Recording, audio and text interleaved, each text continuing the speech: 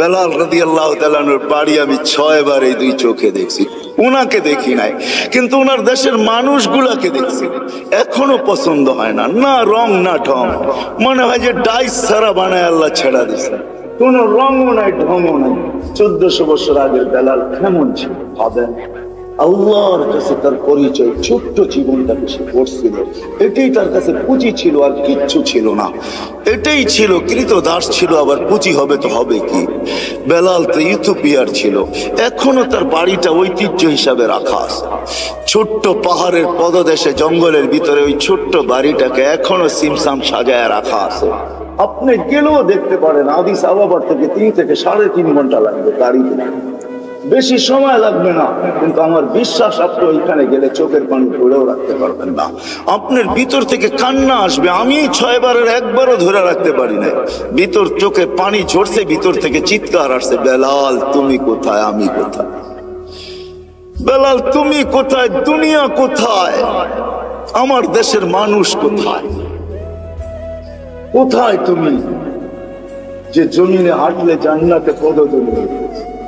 3 মাস মদিনার থেকে দূরে থাকলে আল্লাহর রসুল স্বপ্নে যায় ডাইকা নিয়ে আসতেন, যে নিজ কবর থেকে উঠবেন, আল্লাহ রসুলের পায়ের নিচের থেকে কিয়ামতের দিন উঠবে, উঠাই আজান দিবে।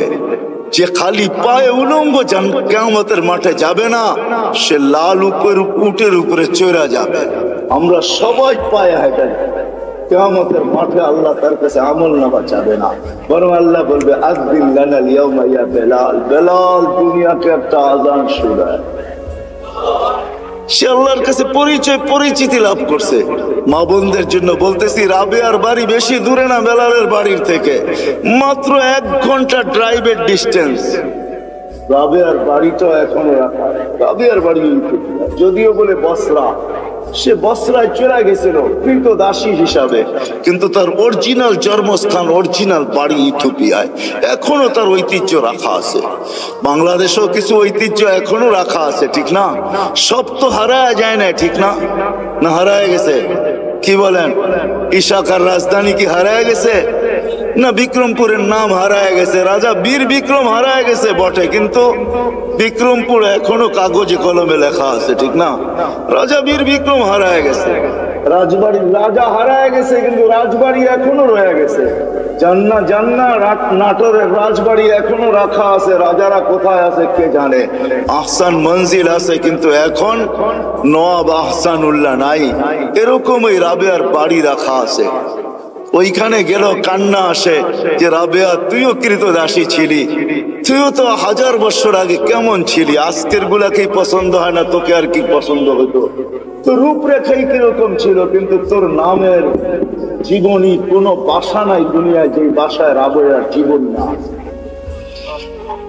জান আমাদের দেশের লাইব্রেরি গুলো এখন ছাপে আর বিক্রি করে, মা বোনরা ওটা করে নিয়ে পড়ে। রাবেয়া কৃতদাসী ছিল, 33 বছর বয়সে মারা গেছেন। মারা যাওয়ার আগে রাবেয়া বিধবা হয়ে গেছেন। কাফনের জন্য নতুন কাপড়ও রাবেয়ার কপালে জোটে নাই, কিন্তু স্বপ্নে যখন দেখছে তো নূরের পোশাক পরা ছিল। জিজ্ঞাসা করছে, রাবেয়া ওই কাফনের কাপড় কোথায়? বলছে ওটা পিড়া ফালায় দিয়েছেন, জান্নাতের নূরের পোশাক আল্লাহ পরায়। এটার নামই সত্য। এই জন্য ছোট্ট জীবনটাকে গোরা যেতে হবে। যে গোরা যাবে, যুবক যাবে, যে গোরা যাবে সেই আল্লাহর কাছে পরিচিতি পাবে। কিন্তু আপনি যদি প্রশ্ন করেন গড়াটা সহজ কিভাবে আমি কিভাবে গড়ব, এটার জন্য যদি বলেন, আপনিই প্রশ্ন করতে পারেন যে আমি গড়ব তো গড়ব কি করে। এই জন্য আল্লাহ আমাদেরকে সহজ করছেন। আল্লাহ নিজের কথা বলেন নাই, আল্লাহর কথা যদি বলতেন তাহলে এটা হয়তো কঠিন হয়ে যেত যে আমি গর্ব তো গর্ব কি কইরা, তোমাকে তো চোখেই দেখা যায় না।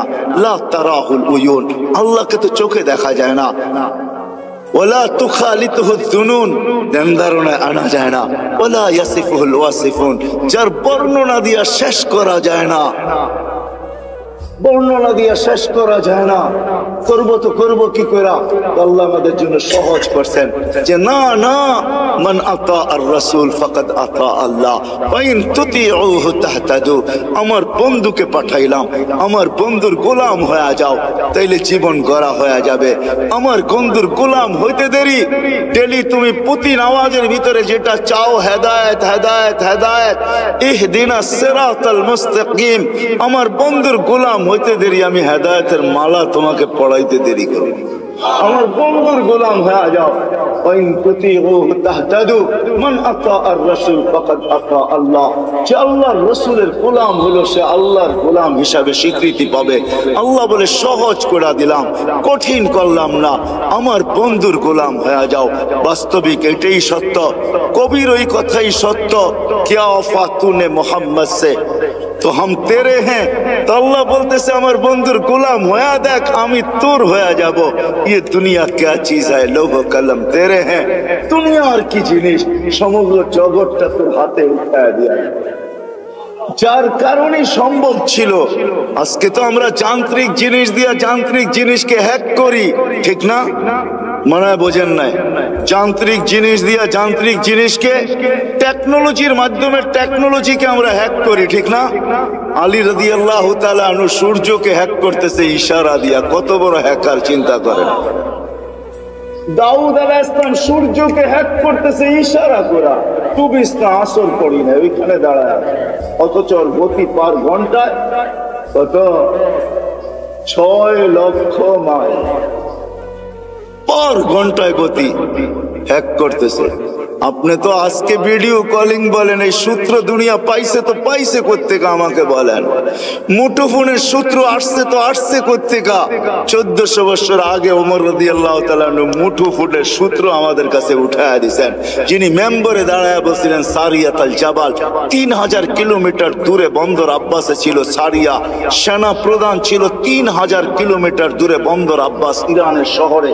মেম্বরের উঠতেছিলেন সিঁড়িতে আর বলতেছিলেন সারিয়াত আল জাবাল, সারিয়া পাহাড় সামলা। 6 মাস পরে যদি কখন মদিনা মুনাওয়ারায় আসছে, সবাই জিজ্ঞাসা করছে সারিয়া সামিতা সাউতা আমির আল মুমিনিন, আমিরের মুমিনের আওয়াজ কি তুমি শুনছিলে? তো সে হাসতেছে, বলতেছে শুনি নাই, শুধু রাআইতু আন্নাহু ওয়াকিফুন আলা মিম্বারির রাসূল, আমি দেখছি উনি আল্লাহর রাসূলের মেম্বরে দাঁড়ায় আমাকে পাহাড় দেখায়। সূত্র আসছে তো মুঠোফোনের ওইখান থেকে আসছে। ও মেরে দোস্ত, আমি কেমনে বুঝাবো কোত্থেকে জানি কই হারায় গেছি। এই ছোট্ট জীবনটাকে করা যেতে হবে। এই জন্য মুহাম্মদুর রাসূলুল্লাহর গোলামি যেই ব্যক্তি অর্জন করবে, যুবক কইরা দেখো না, মজা আসে তো আসে কতটুকু। হায় আমরা ভাবি লাইফ স্টাইল চেঞ্জ হইলেই রাগ হয় না। বাটারার মানুষ, আমাকে বাংলাদেশে ওয়াজ করতে হবে না। যদি পেন ড্রাইভের মতো আমার এইখান থেকে খোলা যেত, তাইলে আমি শুধু পর্দা লাগায় আপনাদেরকে দেখায় দিতাম আমার এখানে কত হাসি, কত কান্না, কত হাসি এখানে সেভ করা আছে, কত কান্না সেভ করা আছে। আমি গত মাসে 23 তারিখ আসছি আমেরিকা থেকে। আমি জানি দুনিয়ার উন্নত বিশ্বে কত কান্না, কত হাসি আমার এখানে সেভ করা আছে। আমাকে বুঝাইতে হবে না এগুলা। মেরে দোস্ত, লাইফ স্টাইল চেঞ্জ করলেই উন্নতি, আমরা সুখী হব না না না না। মুহাম্মদুর রাসূলুল্লাহর গোলাম হইলে আখিরাতের জীবন শুধু বনা হবে না, দুনিয়াও। হায় হায়, চলেন বলেই দিই 2019-এ 20-এ তো যেতে পারি না প্যান্ডামিকের কারণে। 21-এ যখন গেছি, 2019-এ আমি এয়ারপোর্ট থেকে বাহির হয়েছিলাম, আমেরিকার কোন এয়ারপোর্ট থেকে। তো আমার সাথে এক মুসলমান ছেলে দাড়ি টুপিওয়ালা মাকে হুইল চেয়ারে নিয়ে আসতেছিল। যখন হুইল চেয়ার শেষ যেখানে গাড়িতে উঠাবে, তো মাকে কোলে করে উঠাইতেছিল। পাশেই আমি এক ইংরেজ মহিলাকে দেখতেছিলাম, চোখের পানি ঝরতেছিল। আমি জিজ্ঞাসা করছি তুমি কাঁদো কেন? বলে দেখ ওর মা মাকে ও বাচ্চার মতো কোলে করে গাড়িতে বসাইতেছে। আমার সন্তান কোথায় হারায় গেছে আমি জানি না। শুধু বৎসরে 2টা দিন, একটা দিন আমার কাছে আসে, যেদিন মাদার ডে হয়, একটা কেক নিয়ে শুধু আমার কাছে আসে, আর কোথায় হারায় গেছে আমি জানি। পায়ে হাত রেখা বলি আমাকে বুঝায়েন না আপনারা। আমি দুনিয়া চষতে চষতে ভিতরে সব শেষ হয়ে গেছে। দুনিয়ার কোন এরকম জায়গা নাই, কোরআনে যা আছে যতটুকু আছে আল্লাহ আমাকে চষায় ফেলছে। কেন চষাইছে তাও জানি না, হয়তো আমাকে পিটাবে বেশি এই জন্য হয়তো চষাইতে পারে, যে তোকে পিটাবো বেশি এই জন্য দেখায় তোকে পিটাবো, এটাও হতে পারে, জানি না। কিন্তু আমি চৈষা বলতেছি, লাইফ স্টাইল চেঞ্জ করলেই জীবন সুখী হয়।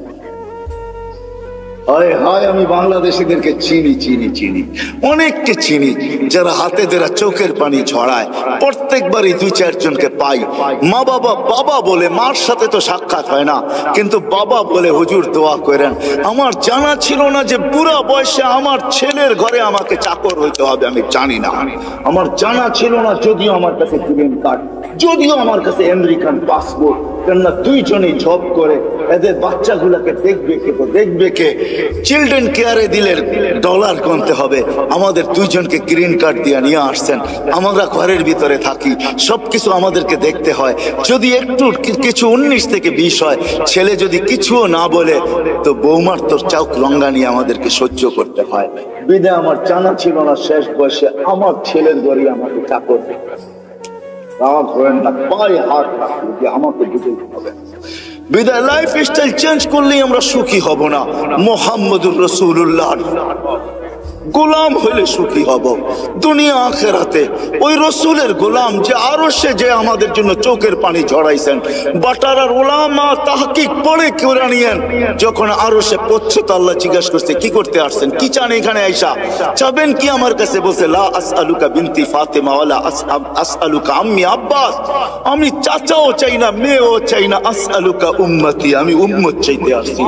ওইখানে লজিক দিছেন, যুক্তি দিছেন, আনতা রব্বুল কারীম আনা নবিয়্যুর রহিম, আপনি রব্বে করিম আগে আমি নবী রহিম, পরে পিছে কাইফা তুদাইয়ু হাযিল উম্মাহ বাইনাল কারীম ওয়ার রহিম, কিভাবে আমার উম্মত দুইয়ের মাঝে হারায়া যাবে আমি সহ্য করতে পারবো না। শুরুতে আপনি, শেষে আমি, উম্মত জাহান্নামে চলে যাবে আমি সইতে পারবো না। তো আল্লাহ ওয়াদা করতেছে কাসসামতুল কিয়ামাতা কিসমাইন, আমি কিয়ামতকে 2 ভাগে ভাগ করছি বন্ধু, কোনো কারণ নাই চিন্তার। লা ইউখসিকা ফি উম্মতিক, আপনার উম্মতের জন্য আপনার কপালে আপনাকে আমি দুঃখ দিব না, ব্যথা দিব না, আপনাকে লজ্জিত করব না, কপালে বাজ আসতে দিব না। আমি কিয়ামতকে 2 ভাগে ভাগ করছি। এক riwayate এটাও আছে, আল্লাহ বলছে আনা মালিক ইয়াউমিদ্দিন আনতা সাহিবা ইয়াউমিদ্দিন, বন্ধু আমি কিয়ামতের মালিক বটে, বাদশা কিন্তু আমি। আল্লাহ রসুলকে সান্ত্বনা দিয়েছেন, বলছে কিয়ামত 2 ভাগে ভাগ করছি, সাল তুতা শাফি তুশাফা, ওই দিন আপনি চাবেন আমি দিব, সুপারিশ করবেন আমি মঞ্জুর করব।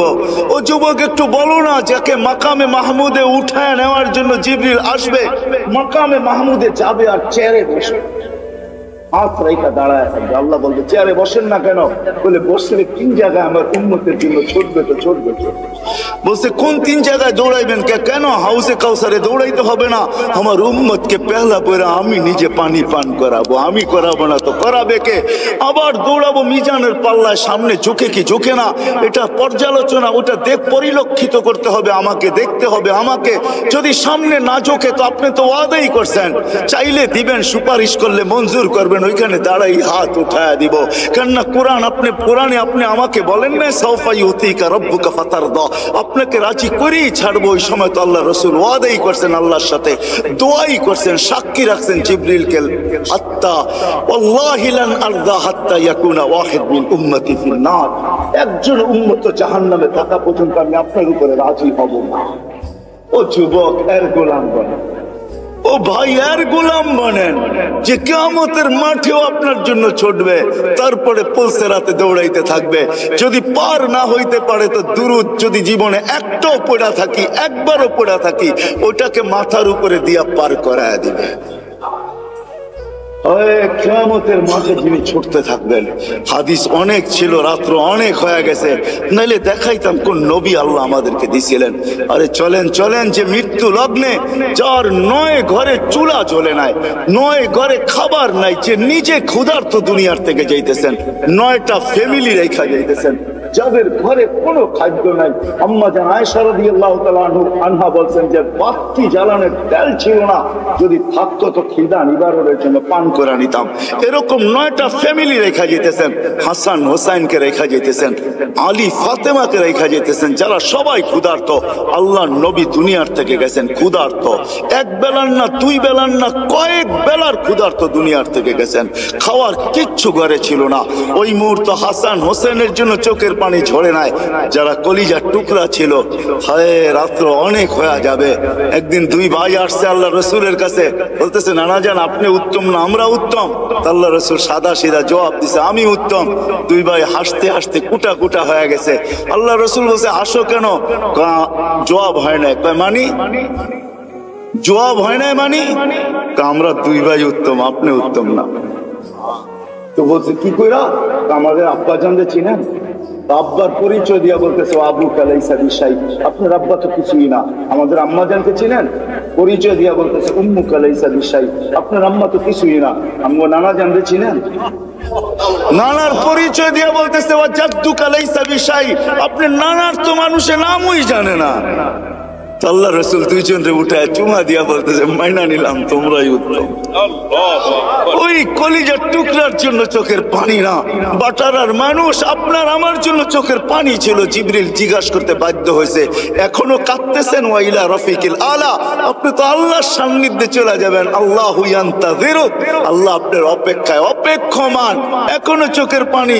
বলছে জিবরিল ফামান লিবাদিলি উম্মতি, আমার পরে উম্মতকে দেখা কে রাখবে। আজকে ওই উম্মত বলে লাইফ স্টাইল চেঞ্জ করলে আমি সুখী হব। ওই উম্মত বলে লাইফ স্টাইল চেঞ্জ করলে সুখী হব। ওই উম্মত বলে রাগ হয় না। চলেন শেষ হাদিস শুনায়া দেই, তাহকিক উলামা কইরা নিবে। জিবরিল যখন পর মারবে কবর থেকে আথার থেকে উঠানোর জন্য, মাকামে মাহমুদে নিয়ে যাওয়ার জন্য, তখনও উঠবেন ওয়া হুয়া ইয়াবকি ওয়া ইয়াকুল, চোখে পানি থাকবে, মুখে চিৎকার থাকবে আইনা জিবরিল আইনা উম্মতি। জিবরিল আমার উম্মত আমার রিসেপশনে আসে না কেন? তুমি একা কেন? উম্মত কি জাহান্নামের পারে চলে গেছে?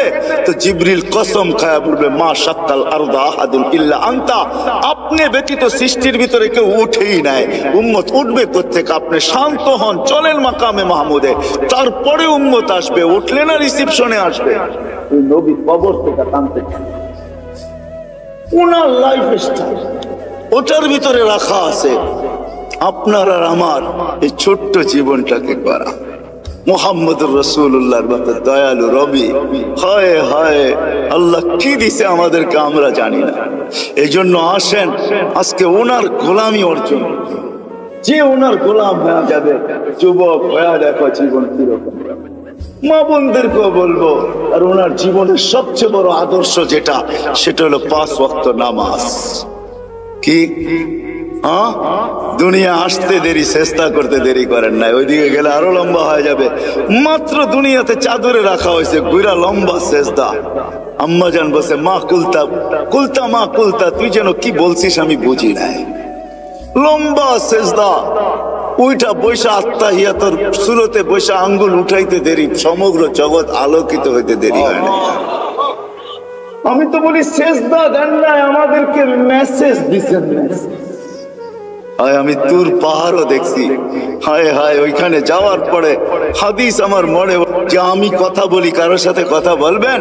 তো আল্লাহ জবাব দিছে হ্যাঁ বলবো, কিন্তু শোনো তোমার সাথে কথা বলি পর্দার ওই পার থেকে, এই পার তুমি এই পারে আমি ওই পারে, এমন না যে আমি চূড়ায় তুমি পদদেশে।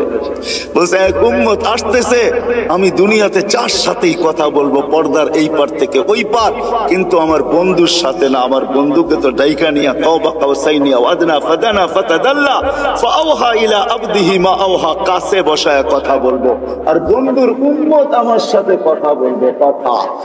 কিন্তু ফালা হিজাবা বাইনি ওয়া বাইনাহুম, এদের মাঝে আমার মাঝে কোনো পর্দা থাকবে না। মুসা আলাইহিস সালাম জিজ্ঞাসা করছে কখন কথা বলবে? বলে ইযহুম ইয়াসজুদুন, যখন তারা সিজদায় যাবে। সিজদায় হায় হায়, জীবন গড়ার সবচেয়ে বড় মুহাম্মদুর রাসূলুল্লাহর জিন্দেগির সবচেয়ে বড় জিনিস যেটা, মুখ্যম জিনিস যেটা, যেটা সিল লাগায় নিয়ে আসছেন। বলে না একের 1 না 101 না, একই যেন প্রবাদ বাক্য আছে না, আরে এরকম এক আমল নিয়ে আসছেন যেটা একটাই 100 না, একটাই জিন্দেগি। এই জন্য হাদিস সিল মাইরা নিয়ে আসছেন, ইদা সালুহা সালুহা সাইরুল আমাল। নামাজ ঠিক তো জীবন, নামাজ ওকে তো জীবন ওকে। 5 বার আল্লাহ ডাকে, ওই আল্লাহ ডাকে, ওই আল্লাহ যিনি আমাদেরকে অস্তিত্ব দিয়েছেন, ওই আল্লাহ ডাকে যিনি 99 পদের মালিক। কয়টা? এই জন্য আসেন, ওয়াদা করেন যে আজকের থেকে নবীর গোলাম হব। ওয়াদা নামান, আজকের থেকে নামাজ ছাড়বো না। কে কে ওয়াদা করতে পারে যে আজকের থেকে নামাজ কোনো অবস্থায় ছাড়বো? আমি বিশেষ করে যুবকদের পায়ে হাত দিয়া বলি, ছাড়বো না নামাজ। জানো না যুবক তুমি কোথায় পৌঁছবে? যদি 5 ওয়াক্ত নামাজও গ্যারান্টির সাথে বাজমাত করতে পারো, তো একটা দিন আসবে আল্লাহ তোমাকে দেখা লজ্জা পাবে। আমি হাদিস দিতে পারি, হাদিসই আছে। এই জন্য বাংলাদেশ নড়ে চড়ে পড়ে না, কেন বাংলাদেশের সাথে আল্লাহ সম্পর্ক। হাজারো লক্ষ যুবক বাংলাদেশে আছে যাদেরকে দেখে আল্লাহ লজ্জা পায়। শুধু মাদ্রাসায় না, স্কুলও আছে, কলেজও আছে, ইউনিভার্সিটিতেও আছে। হ্যাঁ হ্যাঁ, বুয়েট চুয়েট সব জায়গায় আছে, মেডিকেল কলেজও আছে। জন ময়মনসিংহ এগ্রিকালচারে গেলে মাঝে মাঝে মনে হয় এটা মাদ্রাসার ভিতরে ঢুকে গেছি। এটা এগ্রিকালচার না, যেটা এশিয়ার ভিতরে সবচেয়ে বড় এগ্রিকালচার কলেজ, কিন্তু মনে হয় যে ইকরাম মাদ্রাসার ছেলে ফেলে। আমি মাঝে মাঝে গেলে ওদেরকে বলি, তোদেরকে দেখেই মনে হয় আল্লাহ লজ্জা পায়। আমার জীবনের একটা পর্ব ছিল অস্ট্রেলিয়ায়, আমি এক জায়গায় রাত্রে কাস্ট করতেছিলাম, তখন আমার মনে চেয়েছে আমি সহ জমিনটা উল্টে গেলে এখন ভালো। কিন্তু আমার সাথে যে অস্ট্রেলিয়ান যুবকরা ছিল ওদের দিকে দেখা আমি ক্ষান্ত হয়ে গেছি। ওই হাদিস মনে পড়ছে যে যুবক উল্টাবে তো উল্টাবে কি করে, তুই তো আমার সাথে দাঁড়ায় আছিস, উল্টাবে তো উল্টাবে কি করে? কেন তোর মতো যুবককে দেখলে তো আল্লাহ লজ্জা পায়। তো আল্লাহ নিজেই বলছে, লাউলা শাবাবা খুশা, যদি ওই যুবকরা না থাকতো যারা লজ্জাপতির মতো আল্লাহর ভয়ে নিজেকে গুটায় আনিছেন, লাজালতুস সামা হাদিদা, আকাশ লোহার, জমিন সফসফা, জমিন তামার, মাটিগুলা বালু, বৃষ্টির একটা ফোঁটা না, শস্যের একটা দানা না। বল আনসালতু আলাইহিমুল আযাবা সাব্বা, একের পর এক আযাব দিয়ে আমি ধ্বংস করে। আল্লাহ দেখায় দিছে করুণা দিয়া, আমাদেরকে সিরুন নিচে নিয়ে গেছে। 750 কোটি মানুষ, ছোট্ট একটা ভাইরাস যাকে মাইক্রোস্কোপ দিয়ে জুম করা ছাড়া দেখা যায় না। শুধু ডাইরেক্ট মাইক্রোস্কোপ দিয়েও দেখা যায় না, ওটাকে জুম করতে হয়, বড় করতে হয়। এই জন্যই তো আপনারা মাস্ক পরেন না। এত বড় বড় টেলিভিশনে দেখেন আর মনে মনে ভাবেন নাকের ছিদ্রটা এত বড় না, এটা যাইবো তো যাইবো কি করে, ঠিক না? এই জন্যই তো কেউ পড়ি না মাস্ক, আমরা এত বড় বড় দেখি, ঠিক না? বলেন ছোট্ট একটা ভাইরাস সারা দুনিয়া 750 কোটি মানুষের ব্রেন 2020-এ জিরোর নিচে নামায় রাখছে। ভ্যাকসিন আসলেই কি হবে? কোন ভ্যাকসিনের গায়ে লেখা আছে 100% গ্যারান্টি? কি বলেন? না ফাইজার না মডার্না। আপনি বলেন আপনি কি দেন না? না, দিতে হয়েছে, অনেক আগে দিয়ে ফেলছে, বাধ্য হয়ে দিতে হয়েছে। আল্লাহ দেখায় এই জন্য। আসেন মেরে দোস্ত, 5 ওয়াক্ত নামাজ যুবক আজকের থেকে যেন না ছোটে। নবীর স্টাইল, নবীর জিন্দেগি গ্রহণ করো, দেখো তোমার লাইফে মজা আসে কিরকম। লাইফটা দিছেন আল্লাহ এনজয় করার জন্য, কিন্তু তুমি যেটাকে এনজয় মনে করতেছো, দিস ইজ নো এনজয়। এটা এনজয় না, 2 দিন পরেই তুমি দেখবে এটা এনজয় না। 2টা জিনিস তুমি অতি সত্বর হারায় ফেলবে, 2টা তোমার জন্য অবধারিত। রাগ হয় না, তোমাদের পায়ে হাত, তোমাদের হিতাকাঙ্ক্ষী হিসাবে বলতেছে। অল্প বয়সে যৌবন হারায় ফেলবে, অল্প বয়সে, হাদিসের ওয়াদা, অল্প বয়সে যৌবন হারায় ফেলবে। যার দ্বারা আমাদের যুবকরা অ্যাডিক্টেড হয়ে যৌবন হারায় ফেলে, বিভিন্ন লাইনে যায় যৌবন হারায় ফেলে, নবীর আদর্শের দূরে সরান। আর দ্বিতীয় হলো 50-এর আগে মৃত্যু। আমি আপনাদেরকে গণাইতে চাইতেছি না, এই জন্য নামাজ কোনোদিন ছাড়বো না ইনশাআল্লাহ। হ্যাঁ, আর সর্বশেষ কথা, এটা সামনে দিছে বিদায় বলতেছি, বলছে বিদায় এরকম না। যেটা বলতেছিলাম, বাংলাদেশ নড়ে চড়ে পড়ে না, এই জমির সাথে আল্লাহর বিরাট বড় একটা ভালোবাসা আছে। আমার কাছে অনেকগুলো সূত্র আছে, আমি তালাশ করে দেখছি। দুনিয়া দেখেই বলতেছি, মক্কা, মদিনা, বাইতুল মুকাদ্দাস ভিন্ন কথা। এই 3টাকে নিয়ে কোনো তুলনা হয় না, আলোচনা হয় না। এছাড়া বাংলাদেশের জমিনের মতো দুনিয়ায় কোনো জমিন আল্লাহ তৈরি করেন নাই। এই জমিনের মতো পরিবেশ দুনিয়ার কোথাও নেই। এত দাড়ি টুপি, এত জুব্বা, এত পর্দা নিশিন, রাত্র 11, সাড়ে 12:36 বাজতে চলছে। দুনিয়ার কোথাও আপনি দেখাইতে পারবেন না এত রাত অবধি বসে আল্লাহ আল্লাহ রসুলের কথা চাতকের মতো শুনে, এরকম দুনিয়ার কোনো দেশ না। ময়মনসিংহ, সিলেট চলে যান, সারা রাত্র ওয়াজ হতে থাকে, শুনতে। বাংলাদেশের জমিনের সাথে আল্লাহ সম্পর্ক, এই জন্য এখানে একটা বিচিত্রময় পরিবেশ আছে যেটা দুনিয়ার কোথাও নাই। আমি ঘুরা বলতেছি, যতদিন এই পরিবেশটা টিকা থাকবে আমার বিশ্বাস এই দেশ নড়বে চড়বে, কিচ্ছু হবে না। কেননা এই দেশের কোনো গলি নাই যে গলিতে মসজিদ না আছে, কোনো গলি নাই যেখানে মাদ্রাসার সাইনবোর্ড না আছে, কোনো গলি নাই যেখানে 2-1 আলেম বাস না করে। বাংলাদেশের ভিতরে এই পরিবেশটা যদি আমরা টিকায় রাখতে পারি, এটার জন্যই প্রয়োজন এটা, যেটা আমার আগে যিনি উনিও বললেন, এটা বেশি না, 1 স্কয়ার ফিট জায়গা আপনার মা বাবার নামে দিয়া দেন। আমি একটা প্রশ্ন করলে কেউ হাত তুলতে পারবেন না। আমার বিশ্বাস এখানে মনে হয় একজনও নাই যে প্রতিদিন মা বাবা থাকুক আর না থাকুক, যাদের নাই তাদেরকে প্রশ্ন করি যে প্রতিদিন বাহির হওয়ার সময় মা বাবার নামে 2 টাকা সদকা করে বাহির হই, একজনও হাত উঠাতে পারবে। হয়তো কিছু লোক হাত এটা উঠাবেন, এটাও যদি প্রশ্ন করি, ইমাম সাহেব যদি দোয়া না করে রব্বির হামহুমা কামা রব্বায়ানি সগীরা, তো কেউ এখানের বহুত বেশিরভাগ লোক হবে যে আমি নিজের থেকে নিজের স্মরণে প্রত্যেক নামাজের পরে আমি মা বাবার জন্য হাত তুলে দোয়া করি। এরকম লোকের সংখ্যা এখানে কয়জন হবে? এই তো একজন, অল্প কয়েকজন হাত উঠান দেখেন যে আমি নিজের থেকে। না না, সবাই উঠান না, যারা করেন নিজের থেকে, যে প্রত্যেক নামাজের পরে আমি নিজের থেকে। ইমাম সাহেব চাকান না, ইমাম সাহেব চাইলে তো আমরা সবাই চাইতে থাকি, ঠিক না? নিজের থেকে। অথচ মা বাবা কবরে চলে গেছে। হ্যাঁ, হায় আপনার আমার সন্তানও এরকমই হবে যে 2 টাকা, অথচ মা বাবা কষ্ট করে আমাদেরকে কোথায় পৌঁছায় দিয়ে গেছেন। মা বাবার নামই আপনি 1 স্কয়ার ফিট জায়গা নিয়ে আনেন, 1 গ্লাস পানি দিয়েও এই উম্মত জান্নাতে যাবে। 1 গ্লাস পানি দিয়ে, শুধু একটা নেকি দিয়েও এই উম্মত জান্নাতে যাবে। এই জন্য সবার কাছে দরখাস্ত, নিবেন তো ইনশাআল্লাহ? কে কে চেষ্টা করবেন দেখি, হাত উঠান তো, যে আমরা চেষ্টা করব কমসে কম 1 স্কয়ার ফিট জায়গা নেওয়ার জন্য। আমি নাম নুম লিখবো না, শুধু হাত দেখবো বাস।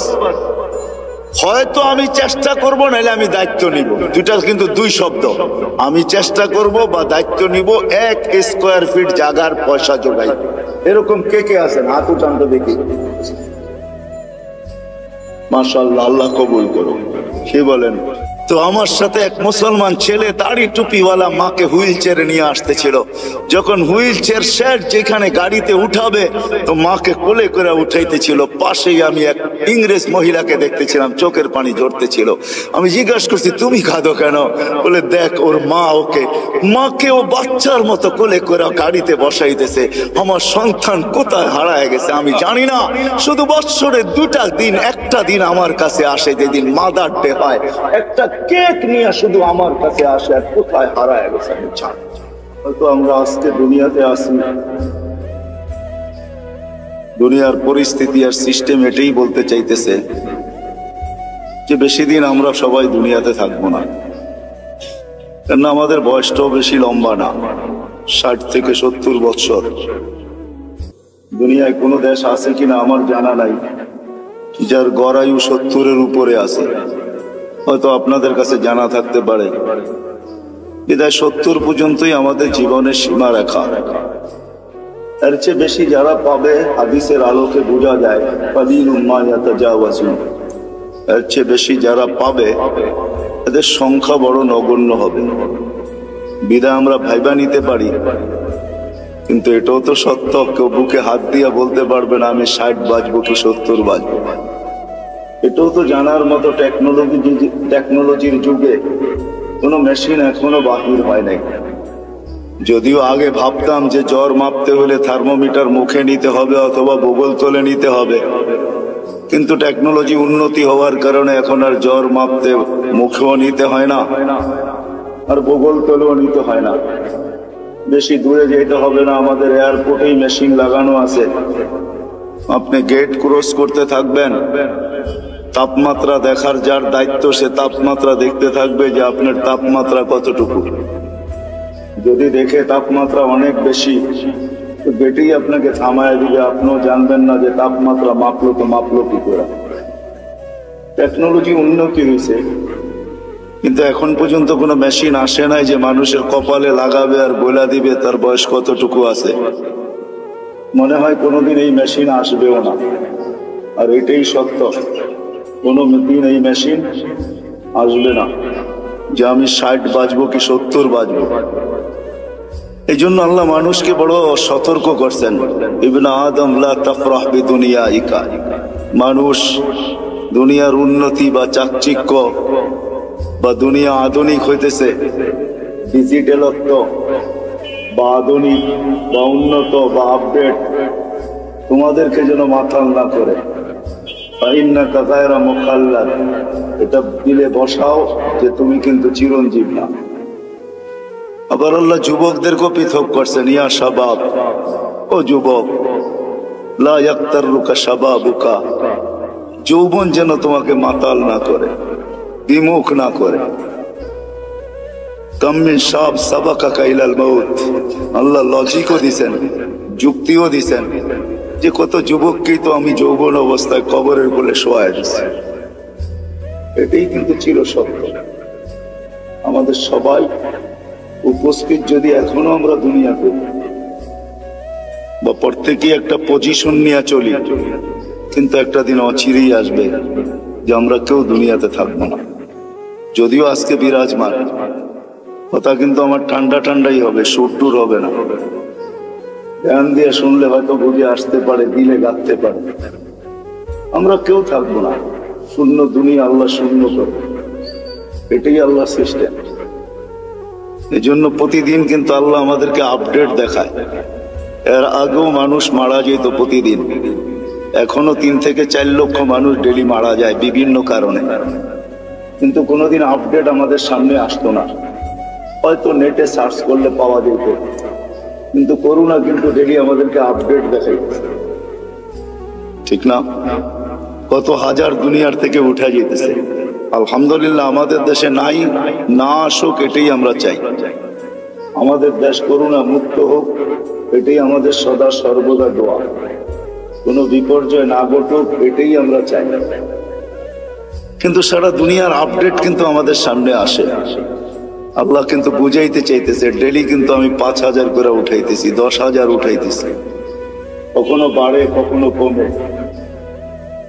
একদিন শূন্য দুনিয়া কিন্তু শূন্য হয়ে যাবে, আবার একটা দিন আসবে দুনিয়াই থাকবে না।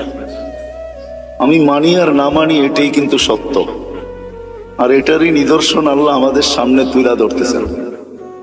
এই জন্য দুনিয়া ঘুরলে দেখা যায় এখনো আছে। আপনাদেরকে আমি অ্যাড্রেস দিতে পারি।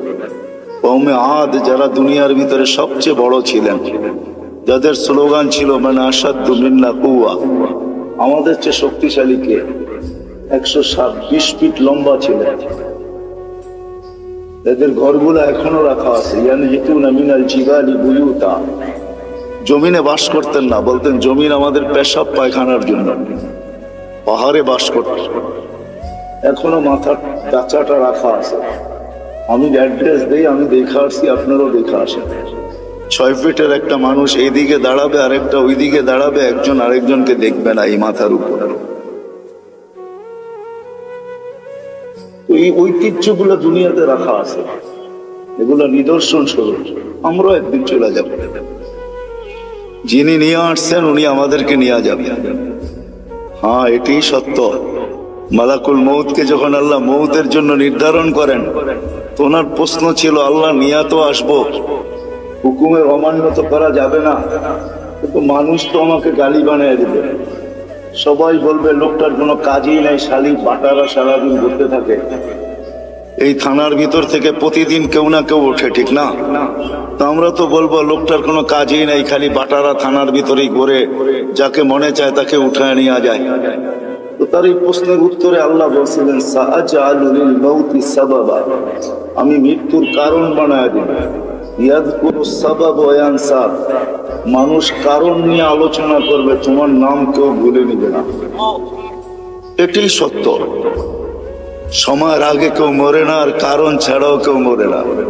যদি তাই হইতো তাহলে সান্ত্বনার মেশিন, লাইফ সাপোর্ট, এটা যাবে তো যাবে কোথায়?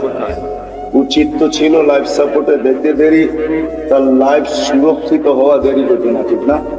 কি বলেন? লাইফ সাপোর্টে যে যায় সেও ভাবে হয়তো ফিরবো না, যারা দেয় তারাও ভাবে হয়তো ফিরবো না, ডাক্তাররাও ভাবে মনে হয় আর বাঁচাইতে পারবো না, কেননা লাইফ সাপোর্টে চলে আসছে, ঠিক না? কিন্তু নাম তো লাইফ সাপোর্ট, ঠিক না? শব্দটা যদিও ইংরেজি, কিন্তু বাংলা করলে কি দাঁড়াবে? জীবনকে সুরক্ষিত করে, এটাই তো, জীবনকে বাঁচায় দেয়। আসলে তা না, কারণ ছাড়া কেউ যায় না, সময়ের আগেও কেউ যায় না, বিদায় শূন্য হবে একদিন, এটাই সত্য।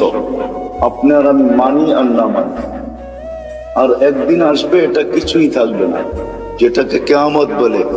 হাদিসের দ্বারা আল্লাহ আমাদেরকে বুঝাইছেন। আল্লাহ রসুল আমাদেরকে বাধ্য করে না, আমাদেরকে বুঝায়। বাধ্য আল্লাহ করতে পারে, এই জন্য আল্লাহ আমাদের সামনে লজিক রাখছেন, যুক্তি রাখছেন। আকাশ দেখ, উচ্চতা দেখ, তারাউনাহু বিগাইরি আমাদ, কোথাও তুমি খুঁটি পাবে না। দুনিয়ার সবচেয়ে পাওয়ারফুল দূরবীন হলো হুবল, সে সারা দুনিয়া ছাট মাইরা দেখছে, কোথাও কোনো খুঁটি নাই। বিদায় আজ পর্যন্ত নাসার হুবল এই তথ্য দেয় নাই যে আমরা কোথাও খুঁটি পাইছি, খুঁটি দিয়ে আকাশ দাঁড়ায় আছে। আল্লাহ বলছে কোথাও খুঁটি নাই। একটা না সাবা সামাওয়াতিন তিবাকা, একের পর এক 7টা, প্রত্যেকটা এক সমান বড় না। যদি বিশাল স্টেডিয়ামের ভিতরে একটা মার্বেল রাখা হয়, তাইলে স্টেডিয়ামের তুলনায় মার্বেলটা যতটুকু ছোট, প্রথম আকাশটা দ্বিতীয়টার সামনে এতটুকু ছোট, দ্বিতীয়টা তৃতীয়র সামনে এতটুকু ছোট, প্রত্যেকটা তার পরেরটার সামনে এতটুকু ছোট। আল্লাহ বলে 7টা দাঁড় করায় রাখছি, যদি 7টাকে বাধ্য করতে পারি দাঁড়ানোর উপরে, তুমি আর কে? 3.5 একটা মানুষ, তোমাকে বাধ্য করা কোনো ব্যাপার না। কি ব্যাপার?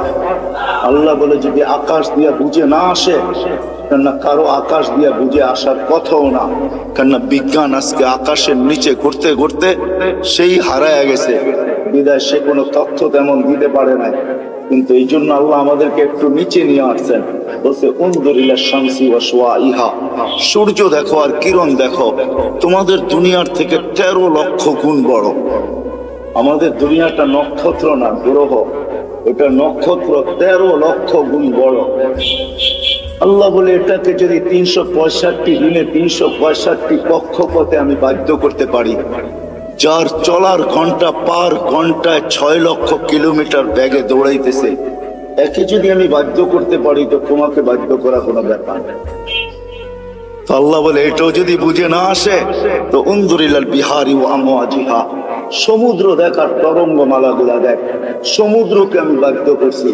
পদ্মা, মেঘনা, যমুনা ভাঙ্গে আমি মানি, কিন্তু আজ পর্যন্ত বঙ্গোপসাগর ভাঙছে এরকম খবর, বঙ্গোপসাগরে ভাঙ্গন শুরু হয়েছে এরকম কোন খবর মনে হয় বাংলাদেশের কোন নিউজ পেপারে আসে না, ঠিক না? অথচ পদ্মা ভাঙ্গে, মেঘনা ভাঙ্গে, যমুনা ভাঙ্গে, কিন্তু যতগুলা ঢেউ প্রতিদিন আশ্রয় পড়ে আমাদের কুলে, আজ পর্যন্ত পদ্মা মেঘনা এরকম একটা ঢেউয়ের অস্তিত্ব দিতে পারে। আল্লাহ বলে ওকে বাধ্য করছি, এই জন্য তোমাকেও বাধ্য করা কোনো ব্যাপার না। আল্লাহ বলে এটাও যদি বুঝে না আসে, তো উনদুরিলাল জিবালি ওয়া ইস্তিকরারিহা, পাহাড় দেখো আর দৃঢ়তা দেখো, ওটাকেও আমি বাধ্য করছি, তোমাকে বাধ্য করা কোনো ব্যাপার না। হইতে পারি আমি হাট্টা গাট্টা, হইতে পারি আমি যৌবনে বড়া যুবক, তাতে কি আসে যায়? আল্লাহর উপমা বা লজিক দেখেন না। আল্লাহ বলে তোমাকেও আমি বাধ্য করতে পারি, এটা কোনো ব্যাপার না।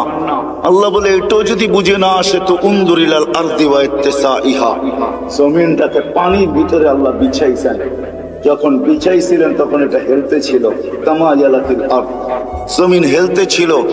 আল্লাহ বলে ফাজআলনাল জিবালা ফিহা আওতাদা, আমি পাহাড়কে প্যারাক বানায় বেড়া গেছি, ফাস্তাকাররাতিল আরদ, জমিন স্থির হয়ে গেছে পানির ভিতরে। এটা দেখা ফেরেশতাদের চক্ষু কপালে উঠছিল। ওই প্রশ্নের দিকে আমি যাইতে চাই না। ফেরেশতা আল্লাহকে জিজ্ঞাসা করছিলেন, হাল খালাকতা আশাদ্দু খালকাম মিনাল জিবাল, আল্লাহ পাহাড়ের চেয়ে শক্তিশালী কিছু আপনি তৈরি করছেন। আল্লাহ বলছে লোহা, যে পাহাড়কে কাইটা ঢের বানায় দেয়। বলছে এর চেয়ে শক্তিশালী? বলে আগুন, যে লোহাকে পানির মতো তরল করে দেয়। বলছে এর চেয়ে শক্তিশালী? বলে পানি। বলে এর চেয়ে শক্তিশালী? বাতাস। বলে এর চেয়ে শক্তিশালী? বলে এটা আছে যেটা আল্লাহ আমাদেরকে দিচ্ছেন আর কাউকে দেয়। আমাদেরকে দিচ্ছেন ওইটা আর কাউকে দেন। যদি আল্লাহ বলতেছে জমিনের দিকে দেখো, প্রশস্ততা দেখো, আর যদি আমাদের গ্রহের দিকে দেখেন, এই দুনিয়ার ফুটবলটার দিকে দেখেন, তো সে 66,000 মাইল গতিতে সূর্যের পিছে দৌড়াইতেছে, 1000 মাইল বেগে পার ঘন্টায় ঘুরতেছে। কিন্তু আমরা বসে আছি, বিল্ডিং ঠিক আছে, সবকিছু ঠিক আছে, কোনোটা তার জায়গার থেকে সরতেছে না, নড়তেছে না, ঠিক না? অথচ যদি 66,000 মাইল ব্যাগে যদি সে ছুটে, সবাই উড়া যাওয়ার কথা ছিল। আল্লাহ বলে না, আমি জমিনকে বাধ্য করছি, তুমি দৌড়াও, তাতে কিছু আসে যায় না, তুমি ঘোরো, তাতে কিছু আসে যায় না, কিন্তু খবরদার আমার বন্দার গায়ে যদি বাতাস লাগলো। আল্লাহ বলে আমি বাধ্য করছি, তোমাকেও বাধ্য করতে পারি, আল্লাহ বাধ্য করবে। নাইলে আপনি কি ভাবেন 5 ওয়াক্ত আল্লাহ ডাকবে আর আপনি আসবেন না? 5 ওয়াক্ত আল্লাহ ডাকবে আর আপনি আর আমি বলবো ব্যস্ত? হ্যাঁ, রোড গার্ডওয়ালাও বলে ব্যস্ত, হাট বাজারওয়ালাও বলে ব্যস্ত, দোকান পাটওয়ালাও বলে ব্যস্ত, অফিস আদালতওয়ালাও বলে ব্যস্ত, ঘর বাড়িওয়ালাও বলে ব্যস্ত, মিল ফ্যাক্টরিওয়ালাও বলে ব্যস্ত, প্রত্যেক ব্যক্তি খেত খামারওয়ালাও বলে ব্যস্ত। প্রত্যেক ব্যক্তি যাকে জিজ্ঞাসা করবেন, আজানের ধ্বনি কানে আসে, কিন্তু সে বলে আমি ব্যস্ত, ব্যস্ত, ব্যস্ত, ব্যস্ত। আসে তো কয়জন আসে? যুবকও বলে আমি ব্যস্ত, এমনকি বৃদ্ধও বলে আমি ব্যস্ত, নারীও বলে ব্যস্ত, পুরুষও বলে ব্যস্ত, সব শ্রেণীর মানুষ বলে আমি ব্যস্ত। অথচ ডাকে কে? কোন আল্লাহ? কোন আল্লাহ ডাকে? রাগ হয় না। দুনিয়ার কোন পদস্থ মানুষ ডাকলে লঙ্গির খবর থাকে না। দুনিয়ার কোন পদস্থ মানুষের চিঠি আসলে, দাওয়াত নামা আসলে, দাওয়াতের কার্ড আসলে 1 মাস আগের থেকে জামায় মাঞ্জা দেওয়া শুরু হয়। মাঞ্জা চিনেন? আমি পুরান ঢাকায় বড় হয়েছি তো এই জন্য কিছু ঢাকায় শব্দ আসবে, কিন্তু আপনাদেরকে বুঝা নিতে হবে বাটারার মানুষ। মাঞ্জা দেওয়া শুরু করে, অথচ ডেলি 5 বার আল্লাহ ডাকে। আল্লাহ কোন আল্লাহ? আল্লাহ নিজেই বলতেছেন, আমার আল্লাহ নিজেরই পরিচয়। কোন আল্লাহ? এই জন্য আল্লাহর থেকে যখন বিমুখ হয়, ডাকার পরেও যখন আসে না, তো আল্লাহ নিজেই বলতেছে মান আরাদা আন্নি নাদাইতুহু মিন কারিব, যে আমার থেকে বিমুখ হয়ে যায়, সবকিছু পাওয়ার পরে হারায় যায়। যুবক যৌবন পাওয়ার পরে, রূপসী রূপ পাওয়ার পরে, দোকানওয়ালা দোকান পাওয়ার পরে, হাটওয়ালা হাট পাওয়ার পরে, বাজারওয়ালা বাজার পাওয়ার পরে, অফিসওয়ালা অফিস পাওয়ার পরে, আদালতওয়ালা আদালত পাওয়ার পরে, মেইলওয়ালা মেইলে পাওয়ার পরে, ফ্যাক্টরিওয়ালা ফ্যাক্টরি পাওয়ার পরে, বাড়িওয়ালা বাড়ি পাওয়ার পরে, ঘরওয়ালা ঘর পাওয়ার পরে, সবকিছু যখন আমরা পাওয়া যাই, তখনই আসলে আমরা হারায়া যাই। আর যতদিন আমরা না পাই, যান যান হাসপাতালে যায় দেখেন, যার মুখে কখনো আল্লাহ ফুটতো না, এখন অসুস্থতার কারণে মাঝে মাঝে আল্লাহ যে যায় তাকেই বলে একটু দোয়া করেন, আল্লাহ যেন বাঁচায় দেয়। এরকমও লোক শত শত পাবেন। আল্লাহ বলে যে পাওয়ার পরে বিমুখ হয়ে যায়, না তাই তো মিন কারিব, আমি কাছের থেকে এসে ওকে ডাকতে থাকি আর ওকে প্রশ্ন করতে থাকি, ইলা আইন, কোথায় চললি? হাল ওয়াজাত্তা আজওয়াতা মিন্নি, আমার চেয়ে বড় দাতার সন্ধান কি তোর কাছে আছে? আমা কুনতা মা আম্মাহিনা, তুই নিকৃষ্ট একটা পানির ফোঁটা ছিলি না? ফামান জাআলাকা দামা, তোকে রক্তে রূপান্তরিত করলো তো করলো কে? ওমান জাআলাকা মুদগা, তোকে রক্তপিণ্ড বানাইলো তো বানাইলো কে? ওমান জাআলাকা ইযামা, তোর কঙ্কালটা তৈরি করলো তো করলো কে? ওমান কাসা আলাইহি লাহমা, এর উপরে এত সুন্দরভাবে গোস্তের আবরণ চড়াইলো তো চড়াইলো কে? বল। আল্লাহ প্রশ্ন করে বল, আমা কুনতা সাগীরা, তুই কি ছোট্ট ছিলি না? আমা কুনতা যায়ীফা, তুই কি দুর্বল ছিলি না? আমা কুনতা জাহিলা, তুই কি অজ্ঞ ছিলি না? আমা কুনতা মিসকিনা, তুই কি অসহায় আর নিঃস্বয় ছিলি না? আজকে সবকিছু পাওয়ার পরে বিদ্যানকেও দেখবেন বিদ্যার পাপ নিয়ে চলে, সবাই পাবে চলে আসছে। বাপ বোঝেন তো, অন্য শব্দটা বললাম না, হয়তো আপনাদের দিলেও লেগে যেতে পারে, এই জন্য শব্দ পরিবর্তন করে বললাম। সবাই বাপ নিয়ে চলে, বিদ্যানকেও দেখবেন বিদ্যার বাপ নিয়ে চলে, পদালাওকে দেখবেন পদের বাপ নিয়ে চলে। তো আল্লাহ জিজ্ঞাসা করে, তুই অজ্ঞ ছিলি না, তুই নিশ্চয় ছিলি না? আল্লাহ চিত্র তুলে ধরেন, তোর তো দাঁত ছিল না এক সময়, তুই কাটবি দূরের কথা, মার পেটের থেকে যখন আসছিলি তো তোর তো দাঁত ছিল না। ওয়ালা লাকা লিসানুন তানতিক, জিহ্বা ছিল কিন্তু বাক শক্তি ছিল না। ওয়ালা লাকা উদুনুন তাসমা, কান ছিল কিন্তু শ্রবণ শক্তির কার্যকারিতা ছিল না। ওয়ালা লাকা আইনুন তানজুর, চক্ষু ছিল দৃষ্টি শক্তির কার্যকারিতা ছিল না। ওয়ালা লাকা আকলুন তুমাইয়িজ, মগজ ছিল ভালো মন্দ বুঝার মতো ক্ষমতা তোর ভিতরে ছিল না। ওয়ালা লাকা কালবুন তাতাফাক্কার, দিল ছিল একটা ছোট কিন্তু চিন্তা কি জিনিস তুমি জানতে না। ওয়ালা লাকা ইয়াদুন তাবতিশ, হাত ছিল ধরার ক্ষমতা ছিল না। ওয়ালা লাকা রিজলুন তামশি, পাও ছিল কিন্তু চলার ক্ষমতা ছিল না। তারপরে আল্লাহ প্রশ্ন করেন, আলাইসা কাযালিক, এরকম কি ছিল না? কি বলেন?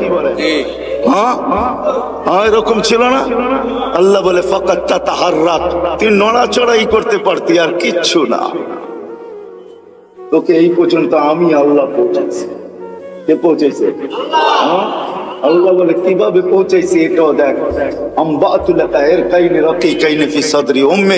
তোর অস্তিত্ব হইতে দেরি আমি তোর মার সিনার ভিতরে দুটা পিওর দুধের ঝর্ণা জারি করতে দেরি করে, যার বিকল্প কিয়ামত পর্যন্ত কেউ পাবে না।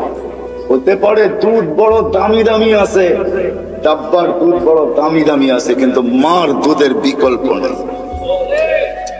হ্যাঁ, আপনি যত ব্র্যান্ডের দুধ বলবেন আমাকে বুঝাইতে হবে না, রাগ হবেন না। ব্র্যান্ডের যত দামি দুধ ডাক্তার লেখক না কেন, মার দুধের কোনো বিকল্প নেই। আল্লাহ বলে, হাত রাখি শীতা, শোন শোন, শুধু এখানে শেষ না, শীতের ছোঁয়া লাগতে দেরি আমি আল্লাহ কুদরত দিয়ে গরম করতে দেরি, বারিদান ফি সাইফ, গরমের ছোঁয়া লাগতে দেরি আমি ঠান্ডা করতে দেরি করি নাই। এইভাবে তোর ভিতরে আমি ঢুকাইছি। শুধু এইখানেই শেষ না, চাল তুলাকা হানানা, তোর জন্য আমি সবার দিলের ভিতরে ভালোবাসার চাল বনছি। নাইলে তুই যে কষ্ট দিছিস মাকে, মা তো উচিত ছিল তোকে নিক্ষেপ করা, বাহির হইতে দেরি ফুটবলের মতো নিক্ষেপ করা দেরি হতো না। কেননা মা যে কষ্টকে সহ্য করছেন, কোরআন বলতেছে ওয়াহনিন আলা ওয়াহনিন, এমন কষ্ট স্তূপের একটার উপরে একটা পাহাড় বানায় দিছেন কষ্টের, তারপর ওই কষ্ট বুকে ধারণ করছেন আর মুস্কি মুস্কি হাঁটছেন। সবাইকে যদি জিজ্ঞাসা করে হাসো কেন এত কষ্ট, বলে শুধু চেহারা দেখতে দাও, কষ্ট বলতে দেরি হবে না। ইমাম গাজালি লেখছেন, যদি যান্ত্রিক রূপ দেওয়া যেত মার কষ্টকে, কসম খোদা, টেকনোলজির যুগে যদি কোনো মা বাচ্চাকে যখন পেটে রাখে, ওটাকে যদি টেকনোলজির মাধ্যমে কোনো রূপ দেওয়া যেত আর নিক্ষেপ করা যেত কোনো কঠিন পাথরের পাহাড়ে, তো ইমাম গাজালি লেখেন, লান শাক্কাল জিবাল, পাহাড় টুকরা টুকরা হয়ে যেত। আল্লাহ বলে, আমি ভালোবাসার তুফান চালাইছি তোর মার দিলের ভিতরে, যার কারণে ভালোবাসার তুফান আর বন্যার কারণে তোর মা সবকিছু সহ্য করছেন, কিন্তু তোকে কিছু হইতে দেন নাই। বলে, ভালোবাসার মাত্রা কতটুকু ছিল? বলে, ফালা ইয়ানাম হাত্তা তানাম, তুই না খাইলে আমি খাইতেও দেই নাই। ফালা ইয়ানাম হাত্তা তানাম, তুই না ঘুমাইলে মা বাবাকে আমি ঘুমাইতেও দেই নাই। কিন্তু তুই তো ছিলি অসহায়, তুই এটাকে কাজে লাগাবি কি করা? এই ভালোবাসার সমুদ্রে মাঝে মাঝে তুফান উঠাবি কি করা? এই জন্য তুই আসতে দেরি, আমি তোকে কান্না শিখাইতে দেরি করি নাই। ওটা কান্না ছিল না, ওটা জাদুর বাঁশি ছিল, জাদুর বাঁশি। এটা হেমেলিনের বাঁশি ছিল, এটার ভিতরে জাদু ভরা ছিল। এই জন্যই তো হাদিসের শব্দ, ফালাম্মা বাকাইতা সাইলাইকা জামিয়া, তুই কান্না সুর তুলতে দেরি, সবাই তোর দিকে দৌড়াইতে দেরি। দাদা যত বড় পীর হোক আর গৌস হোক আর কুতুব হোক, নাতির কান্না যখন কানে যায় না, ভিতরটা ফাটতে শুরু করে আর দৌড়াইতে শুরু করে। কাঁদে তো কাঁদে কেন? আরে গৌস আর কুতুব আর কি, দুজাহানের বাদশাহ মুহাম্মদুর রাসূলুল্লাহ, যাকে সৃষ্টি না করলে আল্লাহ কিছুই করতেন না, যার সুবাদে আমরা এখনো চলতেছি। নাইলে আল্লাহ আমাদের চালানের কথা না, আমাদেরকে চালানের কথা না, এক কদম আমরা চলার কথা না, শুধু চলতেছি তো ওনার সুবাদে চলতেছি, ওই নবীর সুবাদে চলতেছি, কারণে চলতেছি, ওনার সাথে অঙ্গীকার, এই জন্য চলতে পারতেছি। নাইলে আমাদেরকে চালানো পালানো পালা, এটা আল্লাহর কোনো প্রয়োজন ছিল না। কি বলেন? হ্যাঁ, বড় আমাদেরকে পাললেই আল্লাহ, নাউজুবিল্লাহ, আল্লাহর আল্লাহিয়াতের ভিতরে, খোদাইত্বের ভিতরে কোনো বেড়া যাবে না? আমরা না মানলে কমা যাবে না? না, আল্লাহ আল্লাহ আল্লাহ আল্লাহ আল্লাহ, কারো মুহতাজ না। সমাদার, সমাদের মিনিংস দেখেন, অর্থ দেখেন, এটা কাকে বলে? আল্লাহ কারো মুখাপেক্ষ না। আমাদের প্রয়োজন আছে কদম, এই জন্য আল্লাহ আমাদেরকে পালতেছেন, নাইলে পালার কথা না। আল্লাহ বলে তোকে কান্না শিখাইছি, আর এটার ভিতরে আমি জাদু ঘোড়া দিছি। যেটা বলতেছিলাম, দুজাহানের বাদশাহ মুহাম্মদুর রাসূলুল্লাহ সাল্লাল্লাহু আলাইহি ওয়াসাল্লাম যখনই হাসান হোসেনের কান্না শুনতেন তো ছুটে আসতেন আর বলতেন, ফাতেমা ফাতেমা, কলিজার টুকরাদেরকে কাঁদায় ওরা, এরা কাঁদলে আমি শুনতে পারি। ওই দুজাহানের বাদশাহ পর্যন্ত হাসান হোসেনের কান্না সইতে পারতেন না। কান্নার ভিতরে আল্লাহ জাদু ঘোরা দিয়েছেন, জাদু। আল্লাহ বলে, এইভাবে তোকে আমি বড় করছি, এইভাবে তোকে আমি একটা পজিশন পর্যন্ত নিয়ে আসছি। আর শুধু এইখানেই তো শেষ না, 24 ঘন্টা তোকে আমি সুরক্ষিত করি। যদি সুরক্ষিত না করতাম, এইখানে যতজন বসে আছি, অনেকের জীবনে এরকম পর্ব আছে যে ওই দিন যদি মৃত্যু হইতো, আজকে হয়তো হাড্ডি মাংস সব মাটির সাথে মিশা যেত। ওই অ্যাক্সিডেন্ট থেকে আল্লাহ আমাকে বাঁচায় নিয়ে আসছে। আছে না এরকম দুই একটা পর্ব? 24 ঘন্টা আল্লাহ বলে সুরক্ষিত করি তোকে, 24 ঘন্টা সুরক্ষিত করি। আমি যদি তোকে সুরক্ষিত আল্লাহ বলে 24 ঘন্টা তোকে সুরক্ষিত করে, আর 24 ঘন্টা তুই আমাকে ভুলা থাকিস। শোন শোন, আমি যদি সুরক্ষিত না করতাম, লাবতালাতিল আরদু ফি বাতনিহা, জমিন বহুত আগে তোকে পেটে নিয়ে আনিত। লা আদরাকাতিল বাহরু ফি কারিহা, সমুদ্র বহুত আগে তোমাদেরকে তলদেশে নিয়ে আনিত। লা আহলাকাতিল মালাইকা, ফেরেশতা বহুত আগে তোমাদেরকে চটকাইতে চটকাইতে সাইজ করে ফেলতো। আমাদের বডিটা এমনি পরিচালিত হয় না। 10 জন ফেরেশতা ডে শিফটে ডিউটি করে, 10 জন নাইট শিফটে ডিউটি করে। প্রত্যেকের জন্য 20 জন ফেরেশতা ডেইলি ডিউটি করে 24 ঘন্টায়।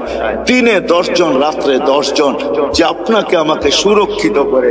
বাকি বডিটা পরিচালনার জন্য অনেক ফেরেশতা আছে। এখানে শিক্ষিত সমাজ, আমি যদি প্রশ্ন করি হার্ট কি দিয়া চলে, আপনারা বলবেন বাল্ব দিয়া চলে, ঠিক না? এটাই তো বলবেন। আমি যদি প্রশ্ন করি বাল্ব কি দিয়া চলে, কি জবাব আপনাদের কাছে বলেন? জান এখানে হাসপাতালও আছে, জিজ্ঞাসা করেন। ফরাজি হাসপাতালে জিজ্ঞাসা করে আসেন যে বাল্ব কি দিয়া চলে, তো বলবে জানি না বাল্ব কি দিয়া চলে। আরে আরে, হার্ট কুদরত দিয়া চলে। ফেরেশতা 5 করে, আলা ইন্না কলবি ইবনে আদম মালাইকাতুন মুআক্কালা। একজন ফেরেশতা আছে যে হার্টকে 5 করে, 5 চিপটায় রক্ত বাকি হয়ে যায়, ছেড়া দেয় আবার তাই না। আল্লাহ আমাদেরকে সিস্টেমের মাধ্যমে চালান। 24 ঘন্টা ফেরেশতা আমাদেরকে সুরক্ষিত করে, আল্লাহ সুরক্ষিত করে। আল্লাহ বলে, যদি সুরক্ষিত না করতাম, আমি ডাকি তারপরও আসো না, কিন্তু আমি তারপরও তোমাকে সুরক্ষিত করি। হ্যাঁ হ্যাঁ, শোনেন তাহলে দ্বিতীয় হাদিসও শোনা দেন। জমিন প্রতিদিন বলে, আলা কুল্লা ইয়াউমিন ওয়াল আরদু তাস্তাযিনু রাব্বা। জমিন প্রতিদিন বলে, আল্লাহ অনুমতি দেন না, কি করবে? আন আবতালিয়া ইবনা আদম ফি বাতনি, হায় হায়, আদমকে, মানুষকে আমি পেটে নিয়ে আনিব। যে যেখানে আছে, যেটার ভিতরে আছে, যা সহ আছে, সব সহ পেটে নিয়ে আনিব। প্রথম সুনামি যখন আসে, 3 মাস পরে আমি ইন্দোনেশিয়া গেছি। টানা ঢাকার থেকে 8 ঘন্টা ফ্লাইটের পরে আমি পড়ছি জাকার্তা। ওইখান থেকে 300 কিলোমিটার আমার এই চোখে দেখছে, একটা বাড়িও দাঁড়ানো নাই। হ্যাঁ হ্যাঁ, আমি চোখে দেখা জিনিস বলতেছি। তখনও উদ্ধার অভিযান চলতেছিল, একটা বাড়িও দাঁড়ানো নেই। 300 কিলোমিটার আমার তুই চোখে দেখছি, একটা বাড়িও দাঁড়ানো নাই। তো এখানে আমার মনে হচ্ছে এখানের জমিনকে আল্লাহ একটু অনুমতি দিয়ে দিচ্ছে। হায় হায়, 2 দিন আগেও আসছিল বাংলাদেশে ভূমিকম্প, ঠিক না? হ্যাঁ, পুরা অনুমতি আল্লাহ দেন না, এই জন্য একটু চটকা দিয়া চলে গেছে, সতর্কের সিগন্যাল দিয়া চলে গেছে। কিন্তু আশ্চর্যের বিষয় একটা এটাও ছিল, 300 কিলোমিটারের ভিতরে একটা মসজিদের ভিতরে একটা দাগও দেখি। আমি চোখে দেখা বলতেছি, শোনা মুনা না। তো মেরে দোস্ত, যেটা বলতেছিলাম, জমিন প্রতিদিন বলে অনুমতি দেন না। তো আল্লাহ জিজ্ঞাসা করে এত রাগ কেন? তো বলতেছে আলামাতা আসবির ওয়া তাহাম্মাল, আমি কতদিন সবুর করবো আর এদের বোঝা উঠায় রাখবো? তো আল্লাহ বলে কেন? ইয়াসি লাইলাম ওয়া নাহারা, 24 ঘন্টা নাফরমানি করে। দেখেন না, আপনি ডাকেন তারপরও আসে না, বলে ব্যস্ত ব্যস্ত ব্যস্ত ব্যস্ত। অথচ হাদিসে এই কথাও আছে, উনি আমাদের সবার কানে আসবে, সবার কানে। শুনে নেন, বাটারার মানুষ সবার কানে ধ্বনি আসবে। আজকে তো যুবক তুমি ব্যস্ত বলো, তোমার কানেও ধ্বনি আসবে। লাশ হইতে দেরি, ধ্বনি আসতে দেরি হবে না। ফেরেশতা আয়েশা কানের কাছে চিৎকার দিয়ে জিজ্ঞাসা করবে, আইনাল ইশতিগাল, বল তোর ব্যস্ততা কোথায়? তুই নিজেকে বড় ব্যস্ত বলতি, বল ব্যস্ততা কোথায়? তো ফেরেশতা জবাব দিবে, সালাল ইশতিগাল, তোর ব্যস্ততা পরিসমাপ্তি ঘটায় দিলাম। তোর ব্যস্ততা শেষ, আর কোনোদিন তুইও বলবি না আমি ব্যস্ত, আর কেউ তোকে দেখবে না ব্যস্ত, আর কোনোদিন রিংও বলবে না ব্যস্ত, কোনোদিন ব্যস্ততার শব্দটাই তোমার কাছে আসবে না। পরিসমাপ্তি ঘটায় দিলাম, তুমি ব্যস্ততা শেষ। ওয়ালাকিন বাকিয়াল ওয়াবাল, সব কাটি তোমার সামনে। কতদিন সবুর করব, কতদিন উঠায় রাখবো? জমিন আরেকটু শব্দ বলে, ওয়ামশি আলা যাহরি মারহা, আমার বুকে সিনা টান করে চলে। যদি মাথা নত করে চলতো তাইলেও তো মেনে নিতাম। আল্লাহ আমাকে ফাটায়া চলে, ফাটায়া। যুবক দেখবেন, রাগ হলো না, তোমাদের পায়ে হাত দিয়া চলি। যুবক তো যুবকের স্টাইলই চলে, ঠিক না? কি বলে, তেল চালিত ঘোড়ার উপরে উঠলে তো কোনো কথাই নাই। তেল চালিত ঘোড়া চিনেন? আগের ঘোড়া ঘাস খাইতো, এখনকার ঘোড়া কিন্তু তেল খায়। তেল চালিত ঘোড়ার উপরে উঠলে তো কোনো খবরই নাই, ঠিক না? বাবুই ভিন্ন, ঠিক না? তো বলে 24 ঘন্টা নাফরমানি করে আমি কত সহ্য করবো? আরো লম্বা হাদিস, আমি শর্ট করতেছি, আরো লম্বা কাহিনী জমিন শোনায়। ইয়াকুল রিজকা কা ইয়াসিক, রিজিক তোর খায়, তোর নাফরমানি করে। তুমি যা দিছো এটা দিয়ে গৌরব করে। যুবক যৌবন দিয়া, শিক্ষিত শিক্ষা দিয়া, দীক্ষিত দীক্ষা দিয়া, অর্থওয়ালা অর্থ দিয়া, মালওয়ালা মাল দিয়া, যা আল্লাহ দিছে, দিছে কে গুলা সব? মান আগনা মান আফকার। আল্লাহ কোরআনে বলতেছে আগনা ওয়া আফকার। আল্লাহ বলে চা দেখো তোমার কাছে সব আমি দিছি। কার থেকে দেওয়া? হ্যাঁ, যদি এতটুকু রেখে দিতেন না, পারতেন না। না টেকনোলজি আল্লাহর কাছে শেষ হয়ে গেছে, মনে হয় বুঝেন নাই। মার পেটের থেকে যতটুকু আসছিলাম এতটুকু যদি থেকে যেতাম, কি করার ছিল? কোন মেডিসিন বাহির হয়েছে আজ পর্যন্ত যে বাউনা খাইলে ও রিঙে তো কম ঝুলে নাই? রিং বুঝেন? বাউনা চেনেন না? ও রিঙে কি কম ঝুলছে? মনে হয় আমার কথা বোঝেন নাই। রিং লাগায় ঝুলে না লম্বা হওয়ার জন্য, ও কি কম ঝুলছে নাকি? তারপরও কি বাউনা শেষ হয়ে গেছে? আসছে কোনো মেডিসিন যেটা খাইলে লম্বা হয়ে যাবে? আজ পর্যন্ত কোন বাউনা রিঙে ঝুলে লম্বা হবে বলেন? কোথায় মেডিসিন? আল্লাহ বলে পারতাম তোকে ছোট না, আমি তোকে বড়, আমি তোকে শক্তিশালী সুঠাম করছি। জমিন বলে রিজিক তোমার খায়, তোমার নাফরমানি করে। তো আল্লাহ জিজ্ঞাসা করে নিবে তো নিবে কিভাবে পেটে? তো জমিন জবাব দেয় আতা জাল জাল জাহারি, আমি আমার পিঠটাকে হেলায় দিব, সব পেটে নিয়ে আনিব। পিঠ হেলানো বোঝেন? হ্যাঁ, ভূমিকম্প, ভূমিকম্প। জমিনের পেটেই হেলে, জমিন হেলে না, যেটার নাম ভূমিকম্প। ইন্দোনেশিয়ার ভাষায় বলে কম্পা ভূমি, ভূমি কপে, ভূমি কাঁপে, পেটটাই হেলে। হেলতে দেরি। আল্লাহ এই দেশের উপরে দয়া করছেন। আমি তো বইলা বেড়াই, বাংলাদেশের সাথে আল্লাহর বিশেষ একটা সম্পর্ক আছে আমি মনে করি, যার কারণে এই দেশ নড়ে চড়ে পড়ে না। কোনো কিছু হোক, এ দেশে কোনো বিপর্যয় ঘটে না। আলহামদুলিল্লাহ আবহাওয়াবিদরা 10 নম্বর মহাবিপদ সংকেতের ফেলাক পর্যন্ত উড়াইয়া দেখছে, কয়েকটা কলা গাছ পড়ছে, আর কিচ্ছু হয় না এই দেশে, ঠিক না? হ্যাঁ, অথবা দেখেন আপনি দুনিয়ার কোন দেশ 10 নম্বর মহাবিপদ সংকেত উড়াইছে আর বিপর্যয় ঘটে নাই? 6.1 আসছে, কয়েকদিন আগে পাকিস্তানে 5.6 আসছে, 32 জন মারা গেছে, এলাকাকে তাবা বানায় থুয়ে গেছে, বাড়িগুলাকে দশায় থুয়ে গেছে। আমাদের ঢাকা শহরে 7.8 পর্যন্ত আসছে 3-4 বছর আগে, 31st নাইটের পরের দিন কোনো বিপর্যয় ঘটে নাই। এগুলো আমাকে প্রমাণ দেয় এই দেশের সাথে আল্লাহর বিশাল একটা সম্পর্ক মনে হয় আছে, যার কারণে নড়ে চড়ে এটা পড়ে না, আর ইনশাল্লাহ পড়বেও না। এই জন্য আমি শেষ জায়গায় চলে আসছি, 12টা 4 বাজতে চলছে। মেরে দোস্ত, এখানে থাকা যাবে না। নিয়ে আসছেন উনি, নিয়ে যাবেন উনি, ওনার কাছে চলে যেতে হবে, আল্লাহর কাছে চলে যেতে হবে।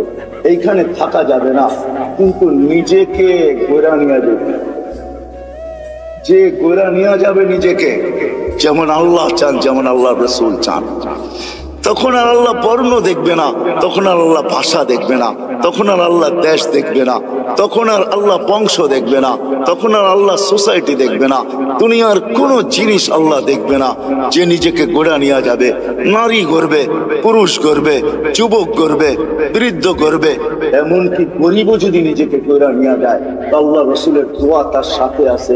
আল্লাহ রসুল, আমরা এখানে যারা বসে আছি সবাই তো দোয়ার ভিতরে বলি আল্লাহ কিয়ামতের দিন নবীর সাথে উঠায়েন, ঠিক না?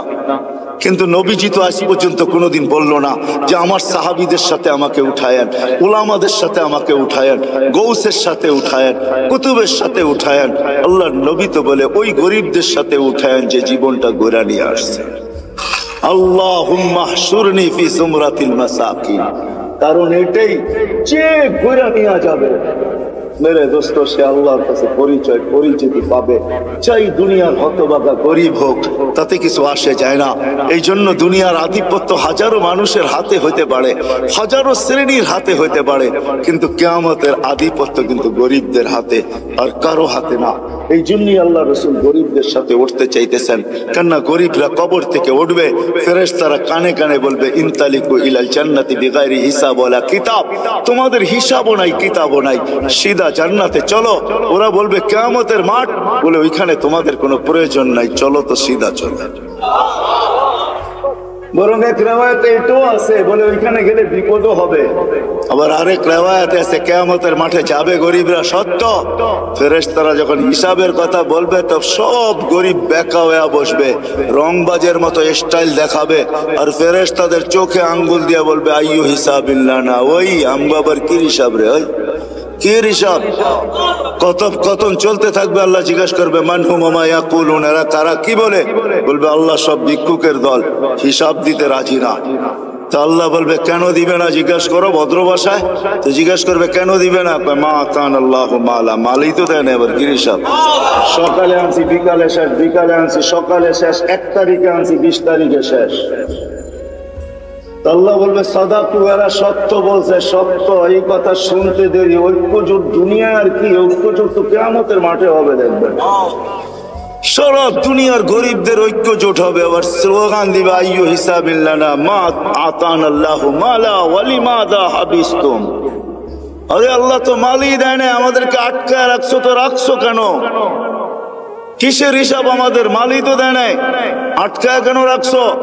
তো আল্লাহ বলবে, ফেরেশতারা বলবে আল্লাহ বড় গরম, টিয়ার গ্যাস না লাঠি চার্জ কোনটা করবো? আল্লাহ বলবে কিচ্ছু করতে হবে না, বাত্তুহুম অস্তুরুহুম, তাড়াতাড়ি লুকাও আর ডাকো। বলবে কেন? বলে যা সামনে শোনাবো ধনীরা একটাকেও যেতে দিবে না। বলছে কেন আল্লাহ? জাকাতের কাপড় দিছে, যদিও 1 দোয়া শেষ দিছে, তো দয়া তো করছে, ঠিক না? না করে নাই? হ্যাঁ, অল্প দেখার বেশি দেখ, দিয়া তো দয়া করে, ঠিক না? হাত পাতলে 2 টাকা হইলো তো দেয়, দয়া তো করছে। এটা বদলার দিন, বিদায় সামনে যা শোনাবো একটাকেও যেতে দিবে না, বিদায় ডাকো আর লুকাও, তারপরে বলো এদের কানে কানে চুপে চুপে জান্নাতে চলে যাবে। হ্যাঁ, নইলে ধনীরা এদেরকে আটকায় দিবে। তো মেরে দোস্ত, চলে যেতে হবে, পরিচয় পরিচিতি যে এই ছোট্ট জীবনটাকে করা যাবে সে আল্লাহর কাছে স্থান পাবে, পরিচয় পাবে, পরিচিতি পাবে।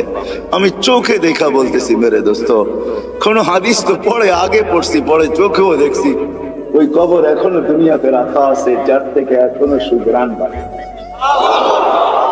এখনো আমি অ্যাড্রেস দেই, আপনি দেখা আসেন।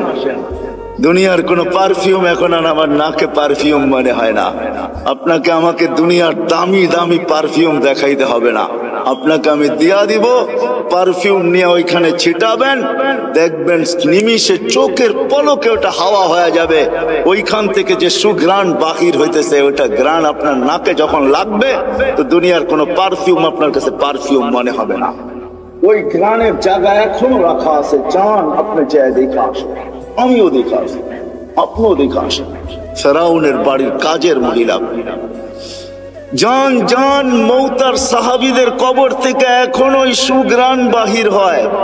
জান জান জাফর ইবনে আবু তালেবের কবরে, জান জান আব্দুল্লাহ ইবনে রাওয়াহার কবরে, জান জান সাইদ ইবনে হারেসার কবরে, জান জান ওই সাহাবীদের কবর আমি চোখে দেখে আসছি, নাকে শুনে আসছি। কসম খোদার, ভিতরের কথা বলতেছে, দুনিয়ার পারফিউম আমার কাছে পারফিউম মনে হয় না। লাগাই বটে, কিন্তু ওই লাগাইতে দেরি, ওই ঘ্রাণ নাকে আবার বাড়ি খাইতে দেরি হয় না। মনে হয় ওইটাই তুফানের মতো আবার বাড়ি খায়, বিদায় সব ঘ্রাণ উড়া যায়। মনে হয় না পারফিউম এটা পারফিউম, আতর এটা আতর। যত দামি হোক না কেন, জান আপনিও দেখা আসেন যে ফেরাউনের বাড়ির কাজের বুয়ার কবর থেকে এখনো সুঘ্রাণ বাকি পায়। আল্লাহ রসুল জিজ্ঞাসা করছে কতদিন বাহির হবে? শুধু কাজের বুয়া না, কাজের মহিলা না, তিনি তো দাসীও ছিল সে ফেরাউনের। ইউথোপিয়া তার বাড়ি আমি ইউথোপিয়া, আরে না, তার বাড়ি রাবিয়ার বাড়ি ইউথোপিয়ায়। ওই ফেরাউনের বাড়ির কাজের বুয়া, কাজের মহিলা, কি তো দাসীও ছিল সে ফেরাউনের। আল্লাহর কাছে পরিচিত ছিল, এখনো সুঘ্রাণ বাহির হইতেছে। 2.5 বছর পরে আল্লাহর রসুল যখন যাইতেছিলেন, সুঘ্রাণে দাঁড়াইতে বাধ্য হয়েছেন। কাহিনী বড় লম্বা। আল্লাহ রসুল জিজ্ঞাসা করছে কতদিন বাহির হবে? বলে ইলা ইয়াউমিল কিয়ামা, কিয়ামত পর্যন্ত বাহির হবে। এটা এখনো বাহির হচ্ছে, কিয়ামত পর্যন্ত আসল বাহির হবে কিয়ামত। সে পরিচিতি অর্জন করছে বড় কোরবানির মাধ্যমে। ওই কোরবানির দিয়ে গেলে অনেক লম্বা হয়ে যাবে, তাকে তেলে জ্বলতে হয়েছে। শুধু সে জ্বলে নাই, 2টা ছোট ছোট বাচ্চা নিয়ে জ্বলতে হয়েছে। সে ফেরাউনকে স্বীকৃতি দেয় নাই, আনা রব্বুকুমুল আলা বইলা স্বীকৃতি দেয় নাই। তো ফেরাউন তার বাচ্চাদেরকে আগে কড়ার ভিতরে ঢালছে, জ্বলন্ত তেলের ভিতরে দুধের শিশুকে আগে ঢালছে। রু উঠা যখন উপরে যাইতেছিল, বাচ্চার রু মাকে সান্ত্বনা দিতেছিল, চিৎকার দিতে দিতে, উম্মি লা তাখাফি, মা ফেরাউন সামনে বিদায়, ভয় পাইস না, ওয়ালা তাহজানি, আমার বিচ্ছেদে দুঃখিত হইস না, ফা ইন্নাকি আলাল হক, তুই হকের উপরে আছিস, সানাজমাউ ফিল জান্নাতি ইনশাআল্লাহ, মা সবুর কর, একটু পরেই জান্নাতে আমাদের মিলন হবে। দ্বিতীয় মেয়ে ছিল, তাকেও ঢেলা দিছে। মা তো মাই হয়, চোখের পানি ধরে রাখতে পারেন নাই, একটু পর পর উপরে দেখতেন, হাত উঠাইতেন, ঠোঁট নাড়ায় কি বলতেন সেই জানে। ফেরাউন বলছে এরকম করিস কেন, হাত কেন উপরে ওঠে, চোখের পানি কেন ঝরে, ঠোঁট নাড়ায় কি বলতেছিস আর কাকে বলতেছিস, আমাকে মাইনা নিলেই তো পারিস। বলে কখনো না, ওই আল্লাহকে বলতেছি।